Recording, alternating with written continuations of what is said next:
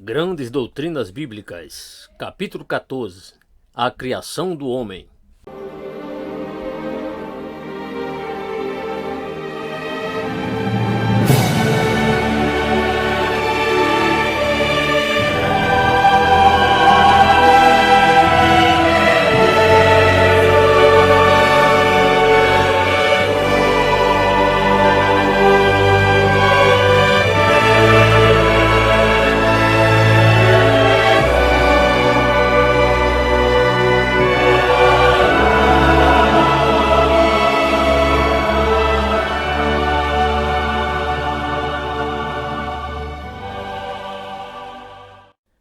Estamos estudando estas doutrinas bíblicas em sua ordem cronológica e teológica. E assim chegamos agora, necessariamente, a uma abordagem da doutrina bíblica acerca do homem. Começamos pela consideração do que a Bíblia nos afirma sobre o ser de Deus e confessamos que não podemos ter conhecimento dele independentemente do que temos na Bíblia.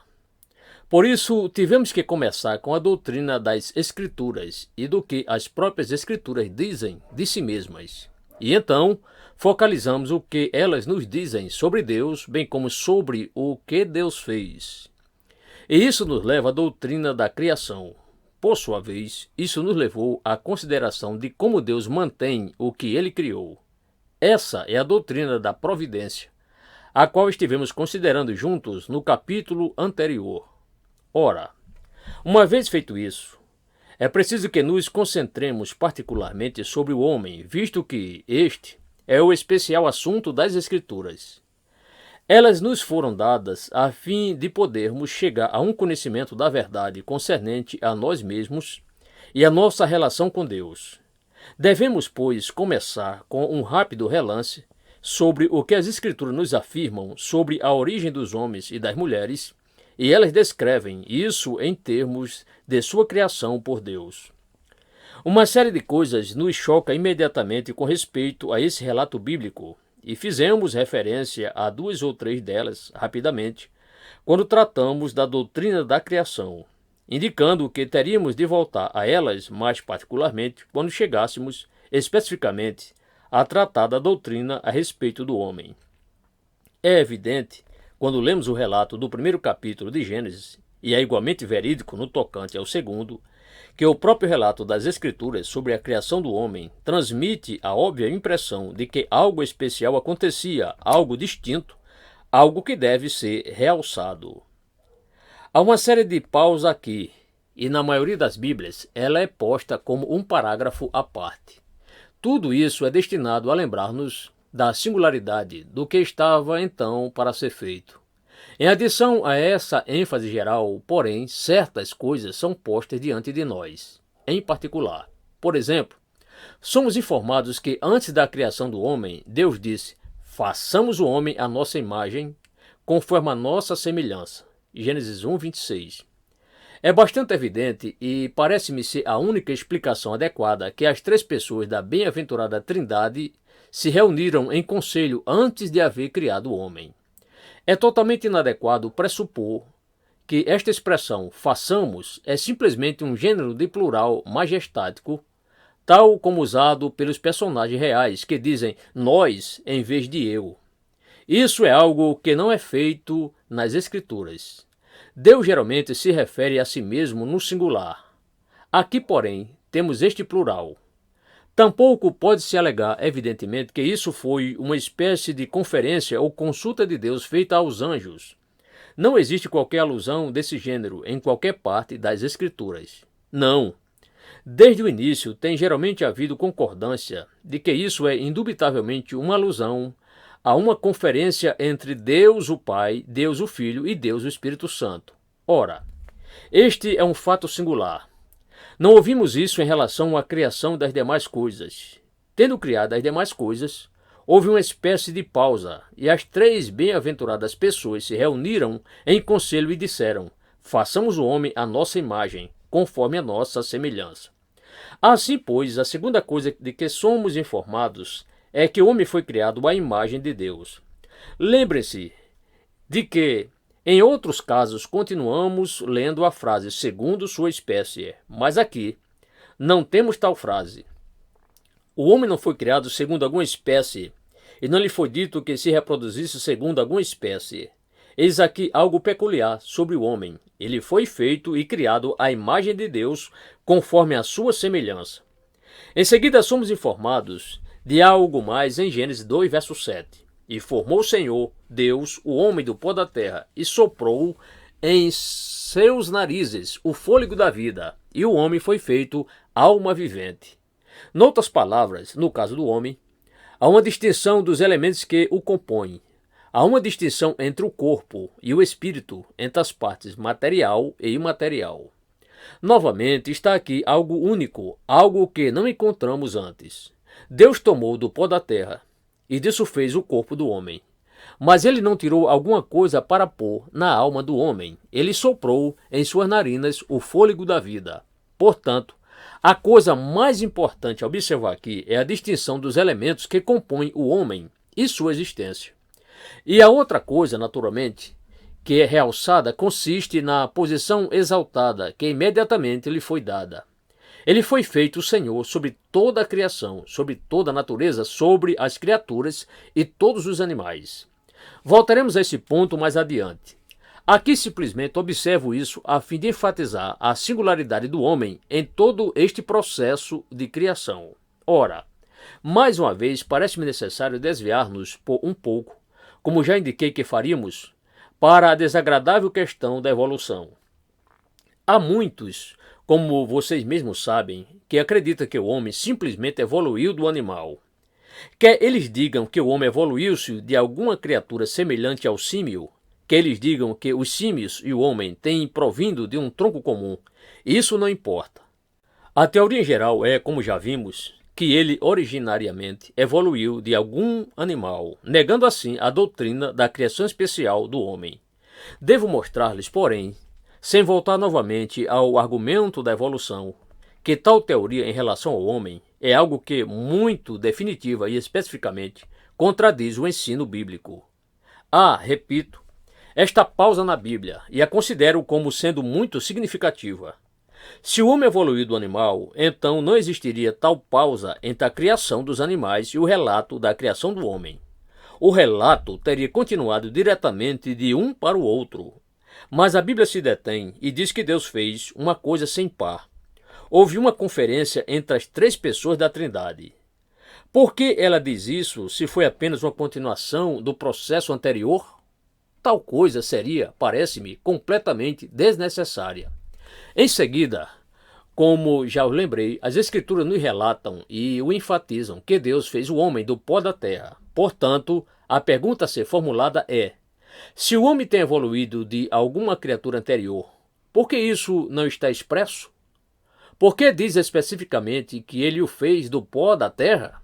Certamente que, se a teoria da evolução fosse verídica, essa afirmação sobre o homem ser feito dessa forma seria enganosa. E assim poderíamos acusar as Escrituras de enganar-nos, e de enganar-nos deliberadamente, o que é, naturalmente, inconcebível. Ora, é inútil tentar argumentar que as pessoas daquele tempo não conheciam nada sobre a doutrina da evolução, porque, se vocês, de algum modo, creem na inspiração divina, então esse argumento não resistirá nem por um segundo. Mas há outros pontos que devemos notar nesta conexão, e o primeiro é a diferença essencial entre o homem e todos os animais. Imediatamente somos informados de certas coisas sobre o homem que o caracterizam como sendo essencialmente distinto de todos os tipos de animais. Ele possui consciência própria, ele possui liberdade moral, ele é claramente capaz de pensamentos abstratos, ele é capaz de exercer religião e culto. Não há qualquer dúvida sobre a presença dessas qualidades em relação a algum dos animais. No entanto, desde o início a Bíblia enfatiza e podemos sublinhar e corroborar o que ela ensina, que essas são peculiaridades, diferenças qualificativas entre o homem e todos os tipos de animais, mesmo os tipos mais excelentes. Em seguida, outro ponto, o qual é extremamente importante do ponto de vista da doutrina, é este. A teoria da evolução nos diz que o homem não só evoluiu, mas que esse processo é sempre um processo ascendente, partindo do primitivo e do simples para o mais altamente organizado e desenvolvido, movendo-se resolutamente em direção à perfeição. A teoria nos diz que o homem começou lá embaixo, dificilmente podendo ser diferenciado dos animais, e então desenvolveu-se mais e mais, afastando-se dos animais até eventualmente ser perfeito. Mas a Bíblia, naturalmente, nos diz exatamente o oposto. Ela nos diz que o homem começou, por assim dizer, no topo e então caiu de lá. Ela ensina a doutrina da queda, e como terei de mostrar muitas vezes, essa doutrina da queda é uma parte vital da doutrina bíblica da salvação. Essa é a razão porque é tão importante que sejamos esclarecidos sobre essas coisas e vejamos por que não podemos aceitar essa ideia da evolução do homem. O caso bíblico para a salvação, na sua inteireza, repousa sobre o fato de que o homem, que fora criado perfeito, caiu e se tornou imperfeito, o que é exatamente o oposto da doutrina da evolução. Por isso devemos realmente batalhar neste ponto. A doutrina da evolução do homem a partir dos animais e a negação de sua especial criação por Deus nos envolve imediatamente numa negação da doutrina da queda e, por conseguinte, nos põe em sérias dificuldades em relação à doutrina da salvação. Sim, mas espere um momento, diz alguém. O que dizer da pessoa que é evolucionista e teísta? Bem, tudo o que temos a dizer é que, acima de tudo, com base puramente científica, ela tem de estabelecer que os seres humanos evoluíram da forma que a teoria nos diz. Vocês se lembram do que a evolução teística significa? É uma teoria que afirma que o corpo do homem evoluiu-se dos animais, mas que a alma foi implantada especialmente por Deus. Mas não há evidência ou prova disso. Aliás, a evidência, como já vimos, é contra ela. Em adição a isso, porém, a doutrina da evolução teística não resolve o nosso problema, de forma alguma. Ela ainda nos deixa com o grande problema da queda. Ainda permanece inexplicado esse fato. Portanto, a evolução teística, que tenta conciliar o que vem com o nome de ciência, porém que na verdade não passa de mera teoria da evolução, como ensino escriturístico, é desnecessária, visto que ela, afinal, não nos ajuda. A próxima coisa que a Bíblia nos diz, e nos diz categoricamente, é que a raça humana é uma só. Ela ensina claramente a doutrina da unidade da raça humana inteira. Ela nos diz que a totalidade da humanidade proveio de duas pessoas, Adão e Eva. A Bíblia de forma alguma erra quanto a isso. Ela simplesmente o declara. Ninguém negará que tal coisa se acha declarada em Gênesis. Mas ela não só está declarada ali, e quero enfatizar isso muito particularmente, visto que algumas pessoas insinuam que ela só é encontrada naqueles primeiros capítulos de Gênesis. Ela é algo que está também afirmado alhures nas Escrituras. Tomem, por exemplo, Deuteronômio 32, verso 8. Quando o Altíssimo distribuía as heranças às nações, quando dividia os filhos de Adão uns dos outros, pôs os termos dos povos, conforme ao número dos filhos de Israel. Além disso, todo o incidente em conexão com a Torre de Babel em Gênesis 11, versos 1 a 9, obviamente, ensina a mesma verdade. Que aqui encontrava esta unidade, que então se tornou dividida e separada. E então o apóstolo Paulo disse a mesma coisa ao povo de Atenas. E de um só fez toda a geração dos homens. Atos 17, 26. Todavia, por que estamos tão preocupados com isso e por que estamos enfatizando-o tanto? Novamente, temos de proceder assim porque as outras doutrinas centrais e cruciais dependem desta mesma ideia. Lembro-me de certa vez me encontrar numa conferência com um grupo de cristãos cientistas, os quais sentiam-se dominados por seus pares cientistas, cuja única preocupação era simplesmente sair de suas dificuldades em relação aos primeiros 3 capítulos de Gênesis. Mas foi uma coisa muito simples mostrar-lhes e de fato convencê-los que o seu problema não era só em relação aos 3 primeiros capítulos de Gênesis. Tinha que encarar também Romanos capítulo 5.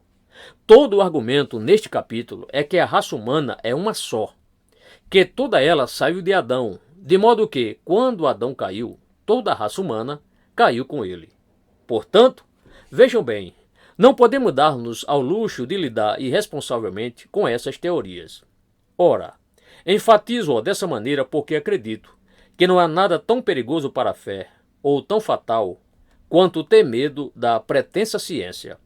Se vocês começarem a ser complacentes num ponto, logo estarão negando outra doutrina em algum outro ponto. Toda a doutrina de Romanos capítulo 5 está baseada na unidade de toda a raça humana em Adão, bem como a unidade de todos os cristãos em Cristo. Leiam para si mesmos e então descobrirão esse paralelo. Pois assim como por uma só ofensa veio o juízo sobre todos os homens para condenação, assim também por um só ato de justiça veio a graça sobre todos os homens para justificação devida. Romanos 5,18. E vocês encontram a mesma coisa em 1 Coríntios 15, 21 e 22. Por isso devemos insistir sobre esta doutrina. E, evidentemente, de uma maneira muito interessante, de modo crescente, está sendo descoberto que o que a Bíblia sempre ensinou e asseverou pode agora ser corroborado pela evidência extrabíblica. Deixe-me propor-lhes algo dela para sua consideração. Os cientistas ainda hoje têm que admitir que a raça humana é simplesmente uma só raça. Há, obviamente, diferentes famílias, mas há uma só raça. E simplesmente não podem esclarecer esse fato. Acham-se em dificuldades com ele. Tomem, por exemplo, o povo que foi encontrado na América do Norte e na América do Sul, quando Colombo e outros chegaram lá. Segundo a teoria científica, foi muito difícil explicar sua semelhança conosco, visto que os animais dos quais supostamente se evoluíram eram distintos dos animais dos quais os povos da Ásia supostamente descenderam. Em seguida, temos a fascinante evidência que a pesquisa e o conhecimento históricos proporcionaram sobre a história das migrações dos povos. É provável que vocês tenham lido sobre isso muitas vezes, como as várias tribos se mudaram da Ásia Central, alguns se movimentando para o norte e alguns para a área ocidental do Mediterrâneo. E juntemos a isso o fato, o qual é plenamente estabelecido e creditado entre os antropólogos, de que, embora as raças sejam amplamente separados e diferentes, a maioria delas tem certas tradições comuns, a tradição de um dilúvio, por exemplo, e a tradição de uma queda. Pois bem, a evidência da história das migrações dos povos, somada a essas tradições comuns, apontam conclusivamente para o fato de que houve um ancestral comum para todas as famílias da humanidade em algum lugar da Ásia Central. Tal coisa não é uma teoria minha, nem simplesmente a do povo cristão. É a teoria dos antropólogos, que têm estudado o homem e têm tentado descobrir a verdade sobre ele. Tudo isso vem confirmar e substanciar o ensino bíblico sobre a unidade da raça inteira. Também existe a evidência proveniente do estudo de línguas, filologia. Essa evidência é muito importante. Porventura vocês sabiam que a maioria das assim chamadas línguas indo-germânicas pode ser determinada por uma língua primitiva comum? A que mais se assemelha a ela ainda existente hoje é o sânscrito antigo, mas todas elas, inclusive o inglês, podem ser traçadas dessa maneira. Não só isso. Há boas evidências, parece, para que se possa dizer. Estou simplesmente comunicando-lhes agora os resultados do que os peritos têm descoberto. Que o egípcio antigo pode muito bem ser o vínculo conectivo entre essas línguas indo-europeias e as línguas semíticas. Noutras palavras, os filólogos têm sido capazes de traçar todas essas línguas de volta à sua fonte comum. Este é um tema muitíssimo fascinante. Aqueles dentre vocês que conhecem diferentes línguas provavelmente têm frequentemente notado como praticamente a mesma palavra em francês, em latim, em inglês, em português e na língua céltica é empregada para a mesma coisa. Precisamos explicar qual a origem comum para essas palavras. E tudo aponta retrospectivamente para a unidade original da raça, como vocês mesmos podem ver. Em seguida temos um argumento muito poderoso a partir do que se chama psicologia acerca do homem, o que significa que, onde quer que encontrem um homem, vocês sempre encontram uma criatura do mesmo tipo, da mesma espécie. Ela possui os mesmos instintos, os mesmos desejos.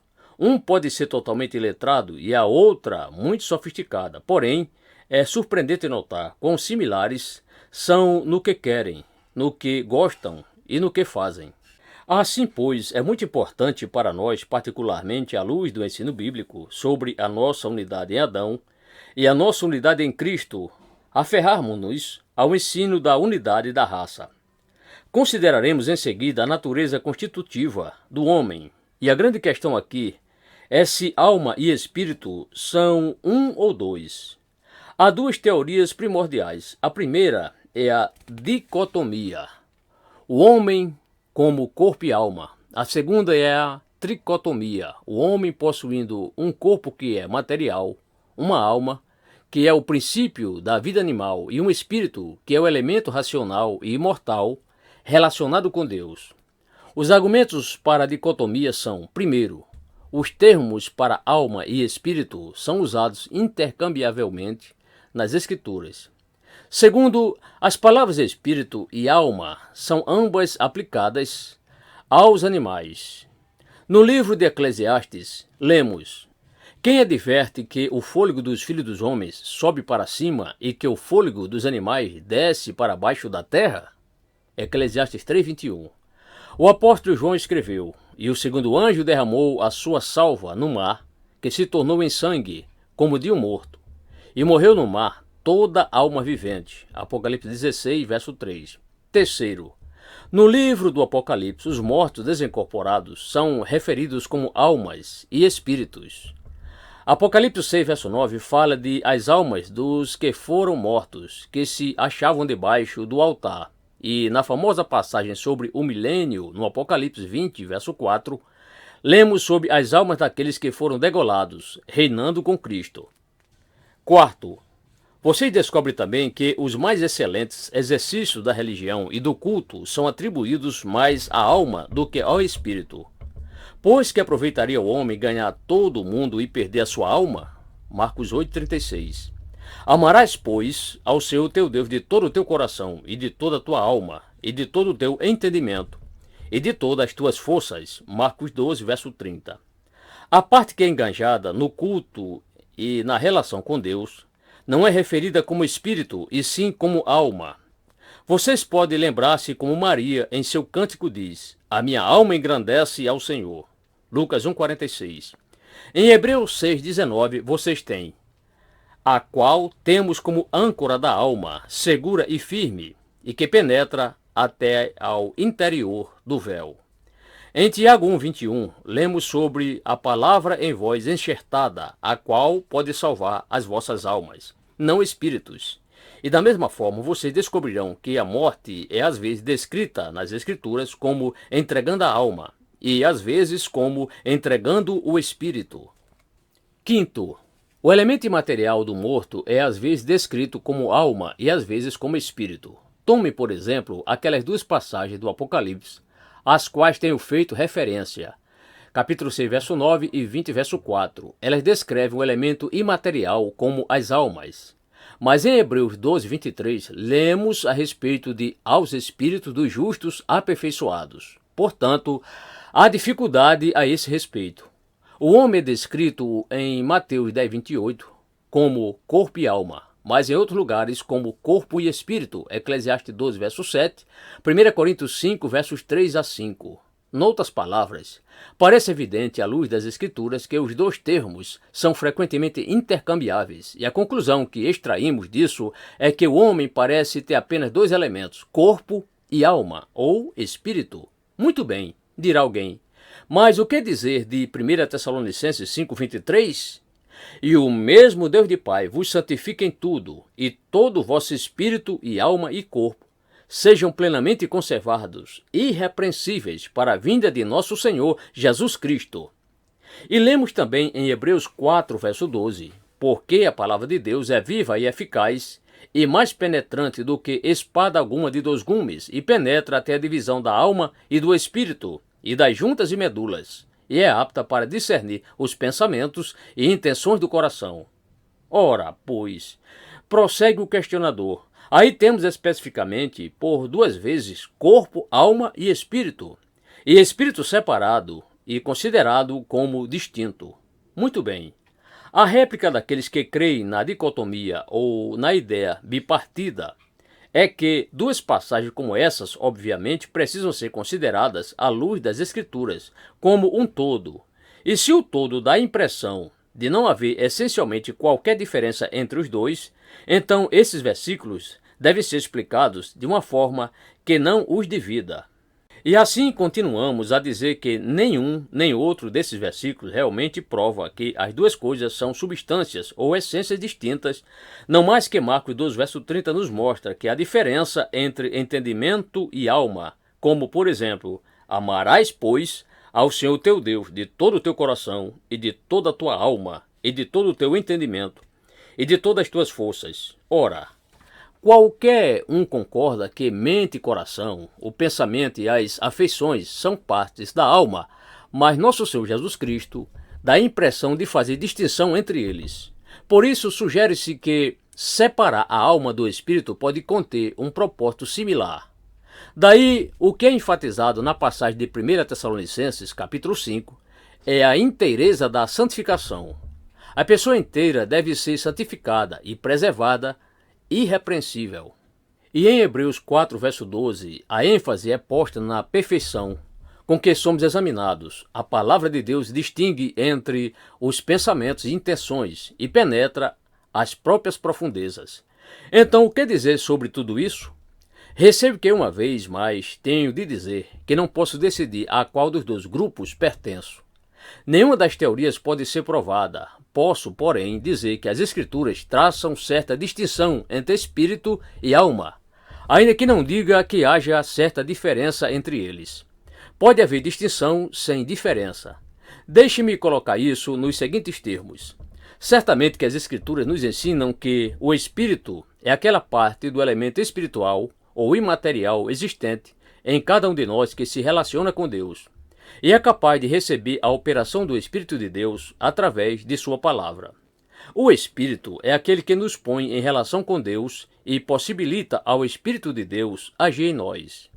Se há somente um elemento imaterial, então uma parte desse elemento imaterial é chamada Espírito. E é esse que, por assim dizer, nos une a Deus, enquanto que a alma é a parte do elemento imaterial que anima o corpo, que nos capacita a pensar, a querer e a sentir. Ela é também a sede das afeições. É aquela parte de nós que nos liga ao corpo e nos capacita, através do corpo, a comunicarmos com os demais. Vocês podem não estar satisfeitos com essa explicação, mas pelo menos é uma tentativa à acomodação. Noutras palavras, vocês devem convir comigo que há certa distinção entre espírito e alma. Mas se forçarem sua distinção a ponto de dizer que há duas coisas essencialmente diferentes, isso é algo sobre o qual, pessoalmente, não estou convencido. E assim podemos dizer que o homem tem espírito, porém é uma alma. Vocês descobrirão que o termo alma é às vezes usado no lugar do pronome pessoal e às vezes em referência a toda a personalidade. Vocês descobrirão que o número de pessoas que foram para Canaã foi tal e tal número de almas, Gênesis 12, verso 5, ou que o número de almas que desceram para o Egito foi 66, Gênesis 46, 26, e assim por diante.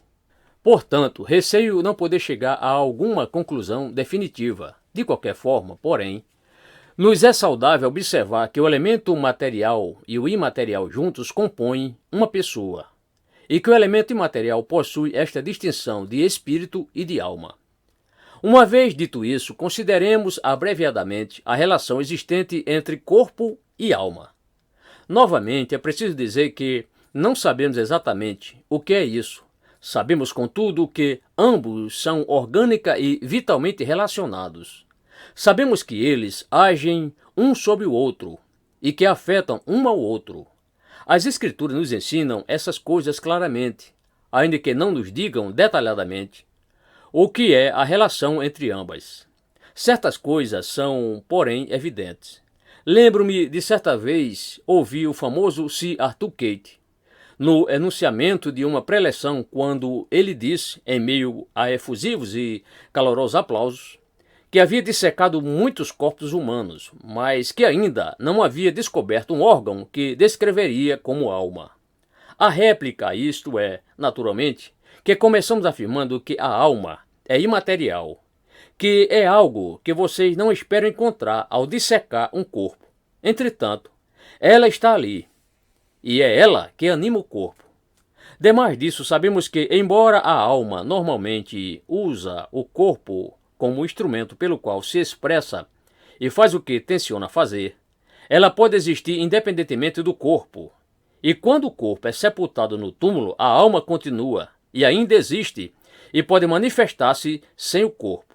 Portanto, embora use o corpo, não é uma parte dele, não é exclusivamente dependente dele. Há uma relação orgânica e vital entre eles, porém, o que exatamente ela é, nos é deixado como um grande mistério.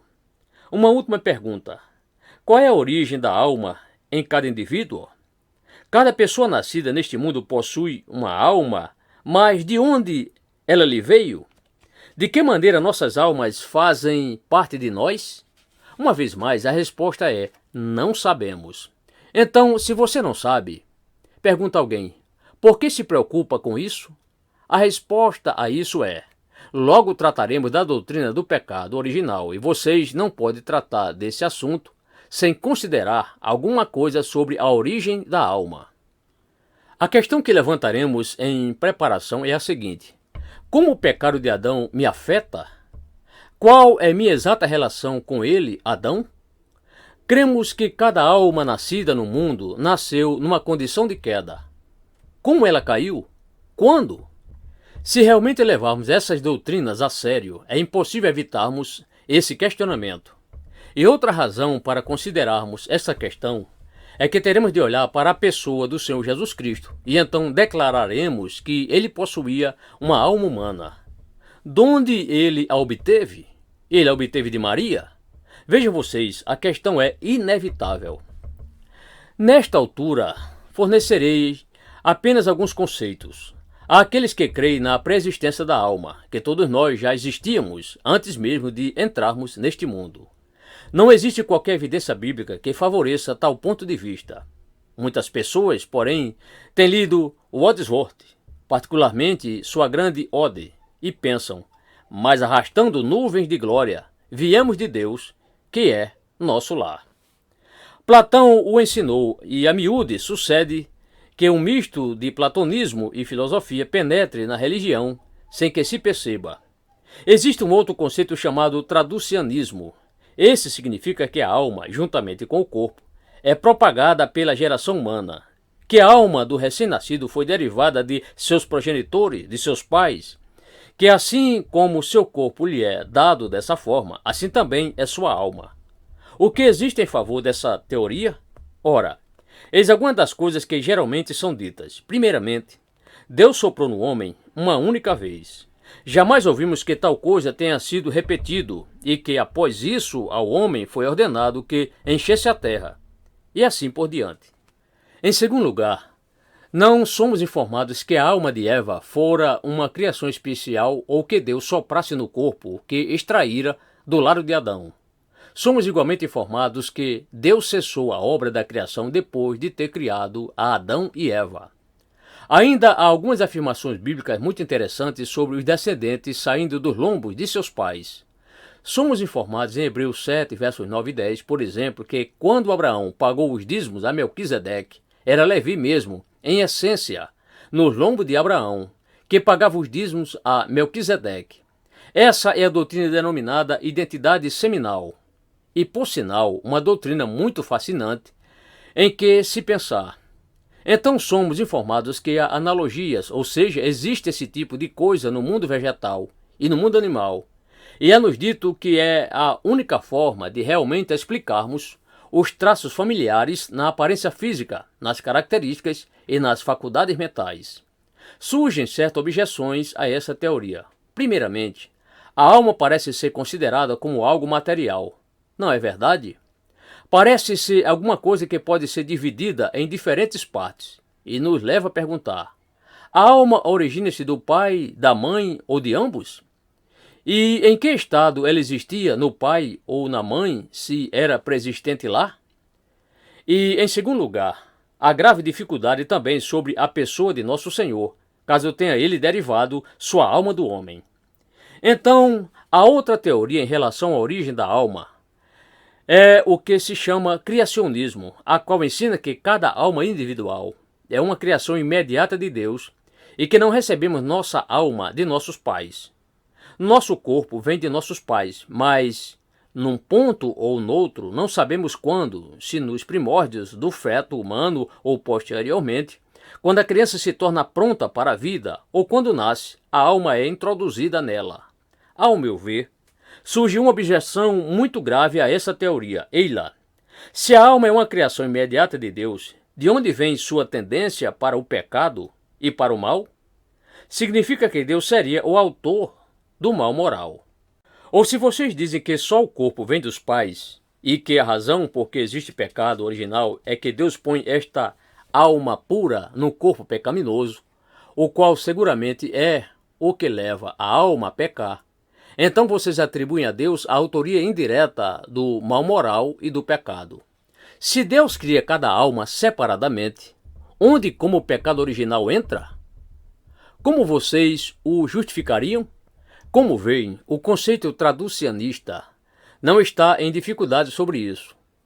Ela diz que todos nós estávamos, por assim dizer, nos lombos de Adão quando ele pecou, e todos nós, portanto, herdamos nossa natureza caída diretamente dele. O criacionismo, conquanto seja correto em sua visão da natureza da alma, no entanto, nos deixa em graves dificuldades com respeito ao pecado original e aparentemente ensina que Deus, de algum modo, produziu algo que é mal, o que é inconcebível. Portanto, sumario tudo assim. Quando nos defrontamos com uma questão como esta, é vitalmente importante que nos aproximemos dela humildemente, com reverência e santo temor. Devemos tomar cuidado para não irmos além do que as Escrituras nos declaram, e creio que neste ponto atingimos algo que não podemos entender nem explicar. Mas podemos dizer certas coisas bem definidamente. Deus não cria coisa alguma que seja má. Isso é indiscutível. Deus não pode criar uma alma pecaminosa. Estamos igualmente bem esclarecidos à luz das Escrituras que a depravação humana é herdada.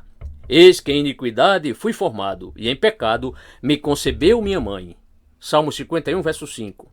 Estamos igualmente certos de que a humanidade ou a natureza humana de nosso Senhor e Salvador Jesus Cristo não era culpada de pecado, e não era de forma alguma pecaminosa. Espero ter deixado minha atitude bem evidente a esse respeito. Essa última questão, bem como a anterior, obviamente, não é essencial à nossa salvação. Entretanto, se desejamos, como estou certo de que todos nós desejamos, e como todos nós devemos estar, de compreender, na maior extensão possível, as doutrinas que são claras e patentemente ensinadas nas Escrituras, então temos que levantar certas questões, ainda quando não sejamos capazes de oferecer as respostas finais.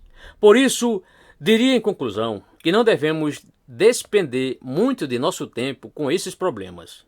Não caiamos no erro de tantos filósofos, de gastar uma vida com os mesmos, porque terminaremos onde começamos. Acima de tudo, sejamos criteriosos para não nos tornarmos homens partidários a respeito dessas coisas. Quando não podemos atingir uma conclusão definitiva, que jamais nos envolvamos com algum partido. Porventura seria correto alguma vez pertencer a algum partido sobre alguma coisa? Mas sobre essas questões, certamente, como já disse, sejamos humildes e estejamos felizes em ir somente até onde as Escrituras nos levam. Estejamos, porém, sempre ansiosos para irmos até onde elas nos levam. Que mistério é o homem? Que mistério é seu ser?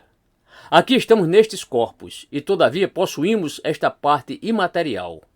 Somos criados por Deus e somos criados para Deus. E embora não compreendamos exatamente como tudo acontece, todavia agradecemos a Deus que há absoluta clareza sobre as coisas que são essenciais à salvação. Contudo, agradecemos a Deus porque assim nos dotou com faculdades para podermos suscitar questões e divisar sua significância, mesmo quando nem sempre podemos respondê-las.